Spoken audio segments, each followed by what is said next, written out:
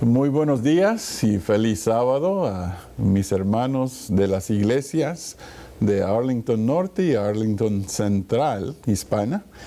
Es un placer estar con ustedes este lindo día sábado. Claro que hubiéramos preferido estar en persona con ustedes, ya que hace un tiempo que no hemos podido estar en vuestras iglesias.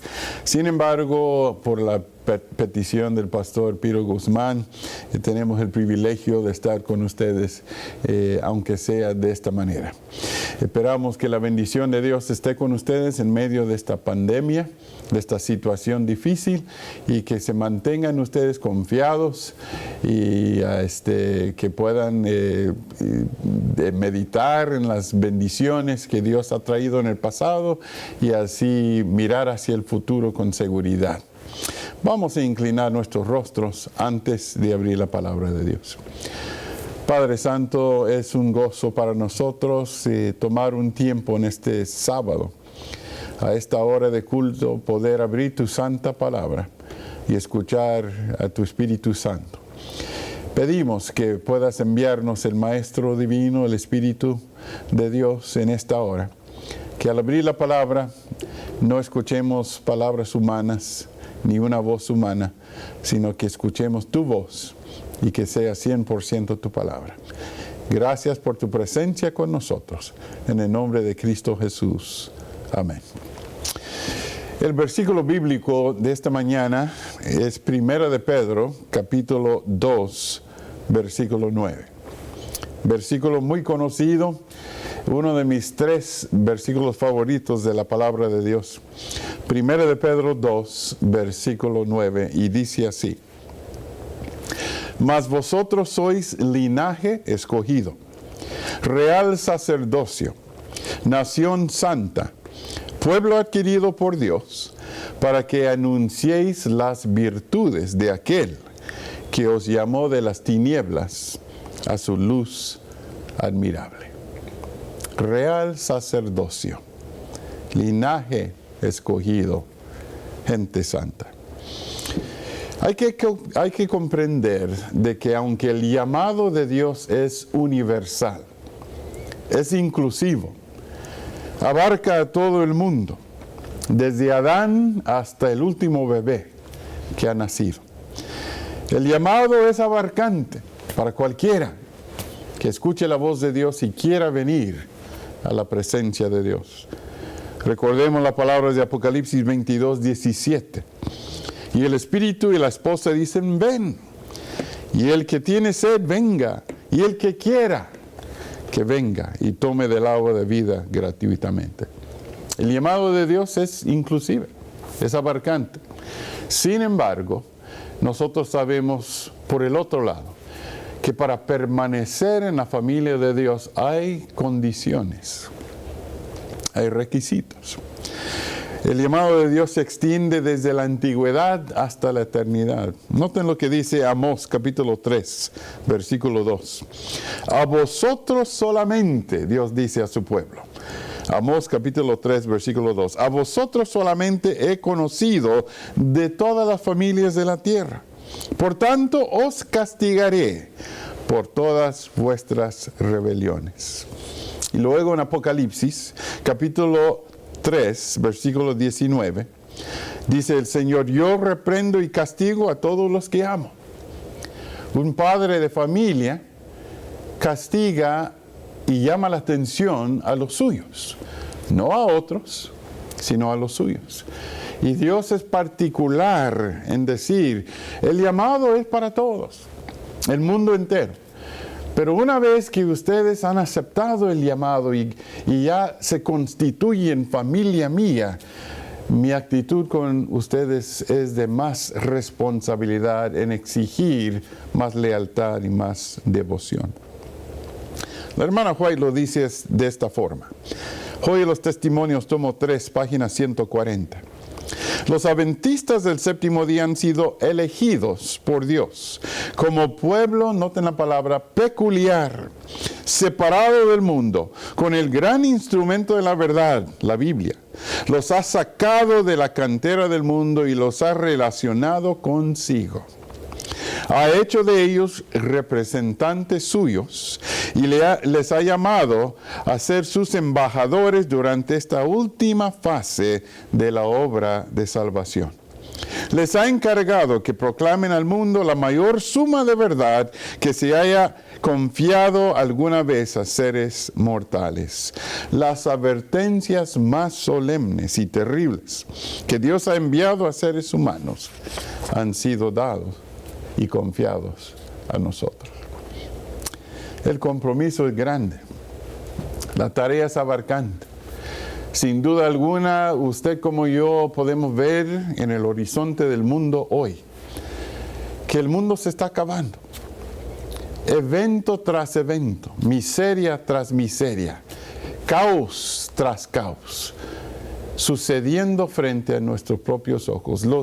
Las profecías se están cumpliendo de una forma rápida frente a nuestros propios ojos. Dios está diciendo a usted y a mí, su pueblo, represéntenme. Den al mundo un vistazo claro de quién soy yo a través de su conducta y su presencia. Siglos atrás, un joven pintor recibió la comisión de su maestro ya avanzado en edad de que terminase un cuadro que su maestro había comenzado. Sin embargo, por la edad, por la debilidad de sus manos, no era capaz de terminar la obra. Así que este maestro de arte, ya avanzado en edad, llama a su joven alumno, le dice: joven, te comisiono para que tú concluyas esta obra, que tú termines este cuadro. El joven, por supuesto, no se sentía capaz ni calificado para terminar esa obra que había comenzado su célebre maestro. Sin embargo, por respeto a su maestro, fue a su recámara, se arrodilló y elevó una oración a Dios. Y a Dios le dijo: Señor, Dios del universo, no soy capaz de concluir la obra de mi maestro, pero te pido habilidad artística, te pido la habilidad con mi mano para poder concluir, por el amor que yo tengo a mi maestro, que me capacites para terminar esa obra. Y se levantó de rodillas, fue al cuadro, tomó la brocha y comenzó a pintar. Y parecía que le entró el ojo artístico, se le nació la habilidad artística. Y trabajó por 3 días concluyendo la obra. Cuando terminó, mandó a traer su maestro amado. El maestro fue traído en silla de ruedas. Y tan pronto que vio el cuadro, comenzó a llorar. Y comenzó a llorar de una forma profunda. Y luego proclamó las palabras a su alumno. Le dijo: mi amado hijo, mi amado alumno, ya no pinto más yo, porque tú estás completamente preparado y capacitado para seguir mi obra. Aquel joven pintor se llamaba Leonardo da Vinci, y aquella obra que concluyó la última cena tan famosa, esa pintura, ese cuadro. Y nos da una idea de cómo Dios está comisionando a su pueblo en esta hora final, de tomar la brocha de redención, de salvación, y de proclamar la palabra de redención a un mundo que perece en medio de tanta crisis y tanto caos. Dios nos está diciendo a ti y a mí en esta hora: concluya mi obra, porque es hora de que ustedes vayan a casa y dejen este mundo de pecado. Jesús dijo en Mateo 24, versículo 14: y será predicado este evangelio del reino en todo el mundo para testimonio, y entonces vendrá el fin. Muchas veces, como adventistas del séptimo día, hemos creído: bueno, hay tiempo porque no hay ley dominical todavía. Todavía hay tiempo porque las 7 últimas plagas no han caído. Todavía hay tiempo porque el Papa no se ha manifestado como el anticristo. Pero Jesús fue específico cuando dijo, la última señal, Mateo 24:14, antes de su venida sería que su pueblo se alistaría para poder concluir la obra y así determinar que fuera tiempo para que Él volviese.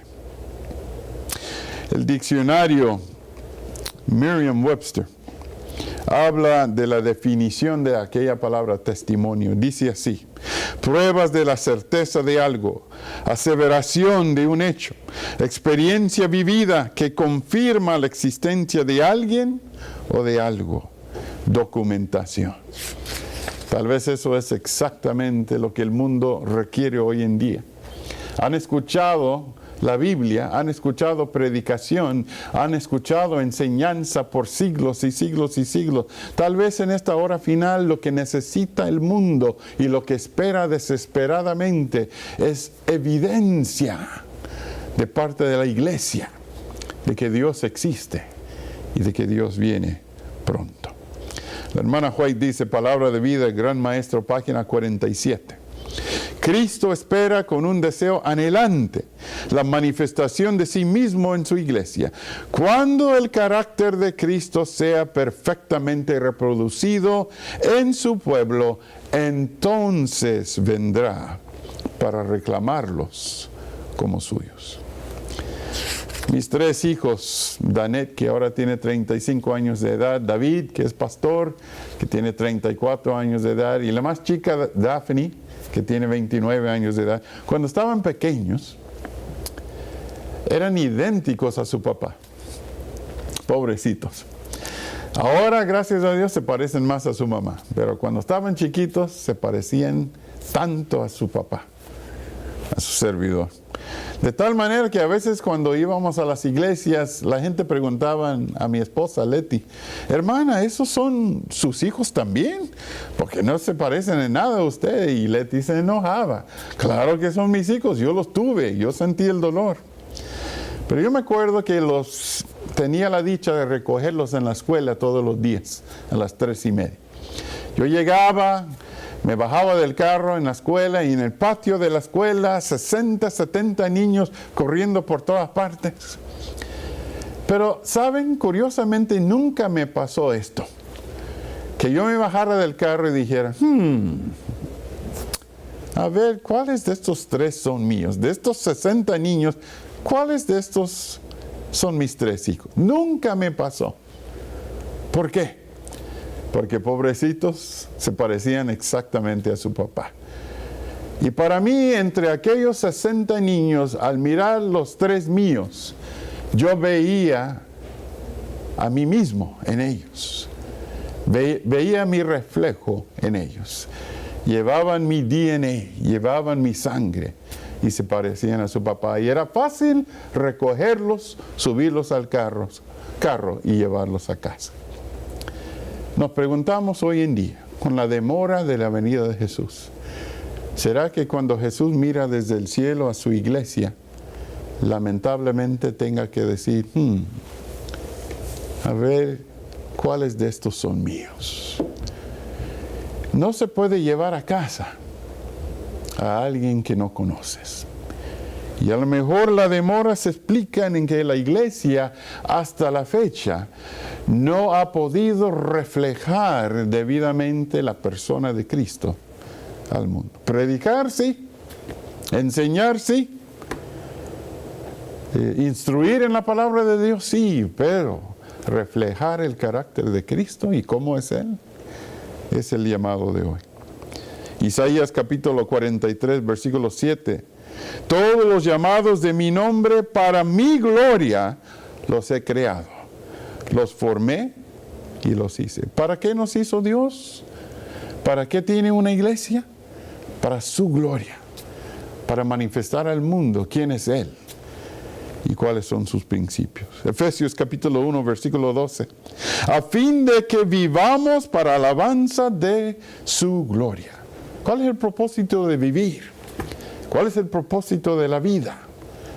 Solo para manifestar gloria hacia Dios. Para vivir de tal manera que nuestra vida entera refleja el honor y la gloria del cielo. Por eso dice Pedro, volviendo a nuestro versículo de apertura, 1 de Pedro 2:9, para que anunciéis, para que demuestren las virtudes de aquel que os llamó de las tinieblas a su luz admirable. Hemos sido llamados, hermanos, para vivir de una forma particular en esta hora final. Real sacerdocio, gente santa. Nuestros vecinos nos conocen como gente santa. Nuestros compañeros de trabajo nos conocen como real sacerdocio. ¿A quién representamos?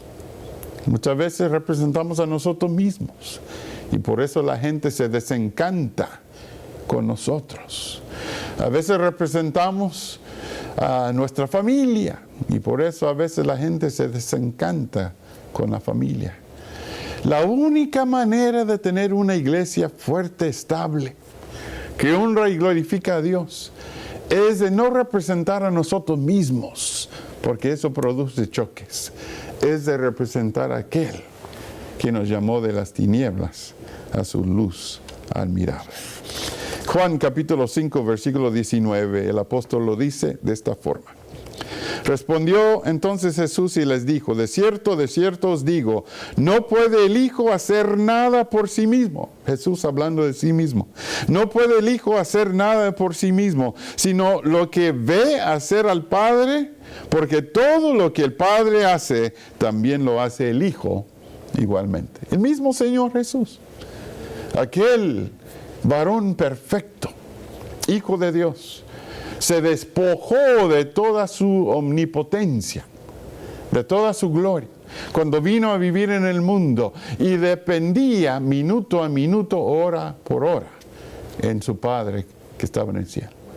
Y Jesús dijo, yo no hago nada por mí mismo, ningún milagro, ninguna oración, no digo nada, sino es porque mi Padre Dios me lo dio para compartir.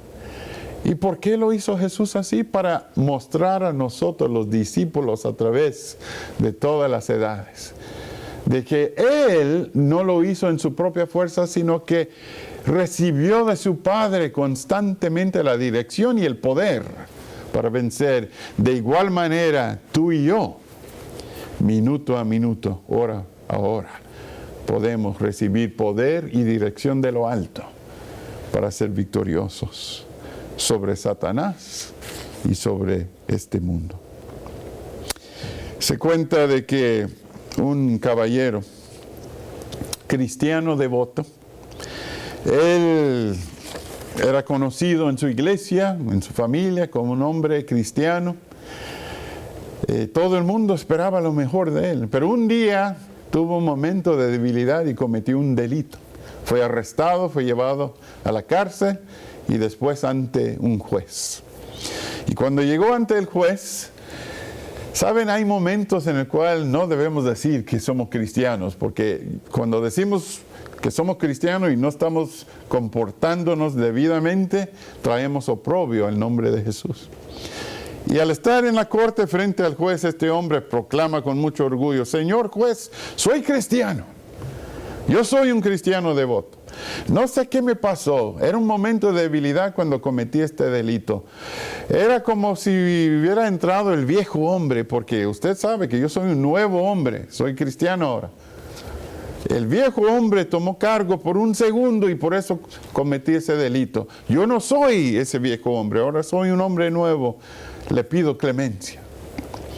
Y el juez le quedó viendo y dijo, bueno, como el viejo hombre cometió ese delito, le voy a sentenciar a 90 días en la cárcel. Y como el nuevo hombre no hizo nada para prevenir, para prohibir ese delito, lo voy a sentenciar a él a otros 90 días en la cárcel.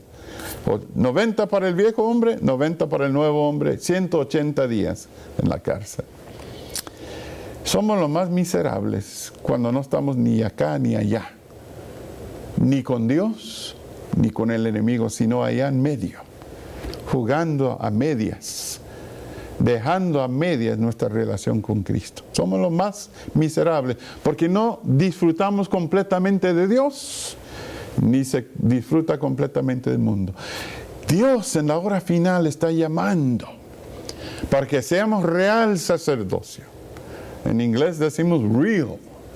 Un sacerdocio legítimo, gente santa, nación santa, gente peculiar. Ese es el llamado que Dios extiende a cada uno de nosotros. La hermana White dice algo importante. Hoy los testimonios, tomo 1, página 169. Dice lo siguiente, escuchen bien. Dios está airado con los que siguen una conducta que nos hace odiar por el mundo.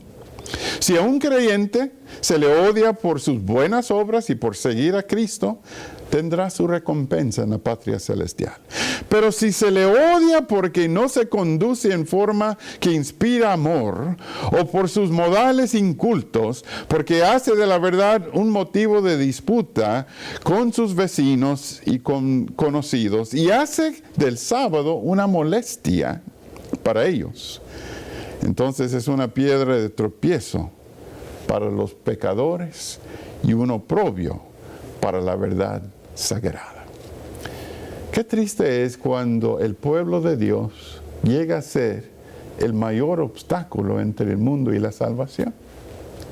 Cuando la gente nos rodea y están desesperadamente buscando algo mayor, algo sublime, algo impactante de la iglesia, porque somos la iglesia, y no ve más que discordia, no ve más que rebelión, no ve más que errores y crítica y falta de unidad. Llegamos a ser un oprobio para el mismo nombre que representamos. ¿Cuánto daño hacemos así? ¿Cuánta oportunidad damos al enemigo cuando no seguimos el Espíritu de Cristo y no somos un sacerdocio que construye en lugar de derribar? Hace un par de años atrás aprendí una lección muy importante. Fui llamado a la ciudad de Austin a dar una campaña evangelística para jóvenes adultos. Y me encanta hacer cualquier cosa para jóvenes adultos. Como ex director de jóvenes de esta conferencia, siempre que tengo esa experiencia y oportunidad, me alegro mucho. Llegué a Austin, comencé un sábado por la mañana y duró toda una semana hasta el siguiente sábado. Y yo estaba contento. Prediqué el sábado en la mañana, sábado en la noche, domingo en la noche. Comencé a notar un joven que estaba tocando la guitarra en el equipo de alabanza. Y normalmente cuando veo un joven medio alzadillo, medio orgulloso, medio creidillo, no me molesta. Porque yo digo, bueno, la misma vida se va a encargar de enderezar a ese joven. Es cuando yo veo gente de mi edad que tienen problemas de actitud y son creídos y orgullosos, que digo, ay Señor, qué problema, porque se les está acabando el tiempo. Pero este joven, por cualquier razón, me molestaba la actitud. Y yo dije el martes en la noche, mañana por la noche, terminando el culto, voy a acercarme al joven y le voy a decir algunas cuantas cosas para enderezarlo. Y así a veces somos en la iglesia. Más dedicados a corregir, a censurar, a criticar, a enderezar la gente, que a amar a la gente en el nombre de Cristo Jesús. Nosotros no podemos cambiar la gente, solo el Espíritu Santo. Así que llegó el miércoles, terminó el culto, no podía ni casi predicar, pensando en lo que le iba a decir al muchacho. Terminé, me fui allá a un rincón donde estaba él guardando su guitarra y le dije, joven, tengo algo que decirle. Y él me quedó viendo y dijo, pastor, yo tengo algo que decirle a usted. Yo dije, ay, confirmado, el muchacho tiene una actitud. Le dije, no, joven, tengo algo muy importante que decirle primero. Me dijo, no, pastor, yo tengo algo que le voy a decir a usted primero. Así que dije yo, ok, adelante, apúrate para que yo te pueda decir lo mío. Y me dice, usted no me reconoce, ¿verdad? Y le quedé viendo, dije, no. Me dice, cuando usted fue director de jóvenes hace muchos años, fui al campamento de verano para pasar una semana Y los muchachos en mi cabaña me estaban bullying, me estaban maltratando de una forma terrible. Y yo me acerqué a ustedes segundo día de la semana y le dije, yo me quiero ir a casa porque no aguanto el maltrato de estos muchachos. Y usted me apartó y usted me abrazó. Y usted me dijo, no te vayas. Y usted oró por mí. Y le quiero decir que sentí la presencia de Dios en esa oración. Y me quedé el resto de la semana. Y aparte de eso, no sé qué le dijo usted a esos muchachos de la cabaña, pero el resto de la semana me trataron como rey. Fue una semana estupenda. Pastor, le quería decir gracias, porque en parte, estoy todavía en la iglesia, por esa vez que usted dejó que el Espíritu de Dios se mostrara a través de su persona. Ahora, ¿qué me quería decir? Me dice. Y yo dije, no, nada más te quería decir que estás haciendo un trabajo lindo con el equipo de alabanza. Siga adelante. Tuve que ir al carro a pedir a Dios perdón por mentir y pedir a Dios que quitara ese espíritu de mí, de querer corregir, criticar, censurar, señalar. Porque nosotros no somos los que cambiamos la gente, es el Espíritu de Dios. Y a eso se refiere el apóstol Pedro, cuando dice nosotros somos real sacerdocio, somos los representantes de Dios, somos aquellos que Dios ha puesto en el mundo en esta hora final para poder dar evidencia de que Él no solamente es Dios, sino que Él también quiere trabajar a través de su pueblo para alcanzar y para llamar a los que están en pecado y que necesitan de Él y su presencia en esta hora final. Recuerden, no fuimos llamados a corregir, no fuimos llamados para señalar, fuimos llamados para amar. Jesús le dijo a sus discípulos de todas las épocas, en esto conocerán que sois mis discípulos, por su amor que tienen los unos para los otros. Mateo capítulo 7, versículo 21 al 23 es un pasaje que usted y yo conocemos muy bien. No todo el que me dice Señor, Señor entrará en el reino de los cielos, sino el que hace la voluntad de mi Padre. Y preguntamos, ¿cuál es la voluntad del Padre? La voluntad de Dios es que ninguno perezca, sino que todos procedan al arrepentimiento y a la salvación. Si yo no estoy trabajando, facilitando que los que me rodeen procedan al arrepentimiento y la salvación, entonces estoy trabajando en contra de eso. Si no me está usando el Espíritu de Dios para salvación de otros, entonces me está usando el Espíritu de Satanás para perdición de otros. Debo admitir que cuando he leído ese pasaje en el pasado, no todo aquel que me dice Señor, Señor entrará en el reino de los cielos, sino los que hacen la voluntad de mi Padre. Muchos me dirán en aquel día, Señor, Señor, no profetizamos en tu nombre, y en tu nombre echamos fuera demonios, y en tu nombre hicimos muchos milagros. El problema de esta gente, la razón por la cual son descartados, aunque fueron miembros de iglesia, aunque fueron líderes en la iglesia, aunque fueron cristianos toda su vida, es porque creyeron que sus buenas obras les iban a salvar. Noten cómo enfatizan. No predicamos en tu nombre, no profetizamos. Amos lo que hicimos. Nadie estará en la patria celestial por su propia obra. Si por la gracia de Dios llegamos, será porque Cristo Jesús vivió a través de nosotros. Mis queridos amigos, hermanos en Cristo Jesús, ha sido un placer compartir la palabra de Dios con ustedes en este día. Al ver los sucesos de la injusticia social en el mundo, del coronavirus, de las señales de los tiempos, Dios nos está llamando a confirmar nuestra fidelidad con Él y vivir agarrados de su mano, representándolo dignamente en medio de un mundo que perece. Oremos. Padre Santo, te damos gracias por lo amado y amable que tú eres con nosotros. Gracias, Señor, por llamarnos de las tinieblas a tu luz admirable.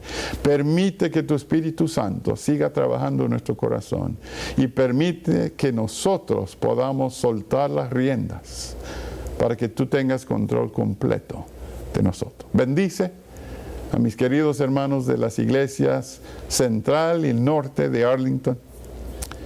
Que cada familia sea bendecida por ti. Y que al entrar en las horas finales de la historia de este mundo, podamos entrar confiados que tú vas con nosotros. Quédate con nosotros y hasta que nos volvamos a ver en persona, que tu Espíritu Santo vigile entre nosotros. En el nombre de Cristo Jesús. Amén. Que Dios les bendiga. Que pasen un lindo sábado.